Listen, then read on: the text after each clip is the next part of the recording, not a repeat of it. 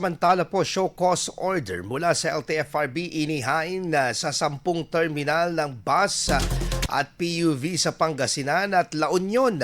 Para sa detalye ng balitang yan, kasama natin Idol Matthew Pacheco. 104.7 IFM. Report!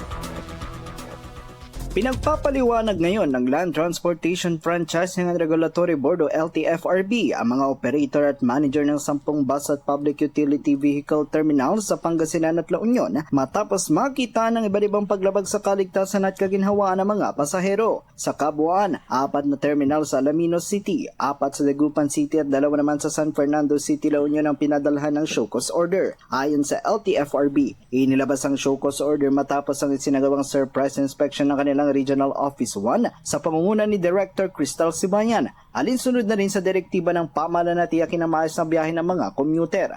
Kabilang sa mga karaniwang paglabag ang kawalan ng bubong na panangga sa init at ulan, hindi maayos o walang comfort room, kakulangan ng CCTV at security personnel at kawalan ng pasilidad para sa senior citizens at person with disabilities. Inatasan ng mga operator na magsumite ng nakasulat na paliwanag kung bakit hindi dapat na ipasara ang kanilang mga terminal habang nakatakda rin ang pagdinig kaugnay ng mga paglabag. Samantala, mahigit 120 bus at PUV operators naman sa iba't ibang bahagi ng bansa ang napadalhan na ng show cause orders at notices of violation sa patuloy na inspeksyon ng LTFRB. Kasama mo mula rito sa IFM Dagupan. Ako po si Idol Matthew Pacheco. Tatak IFM.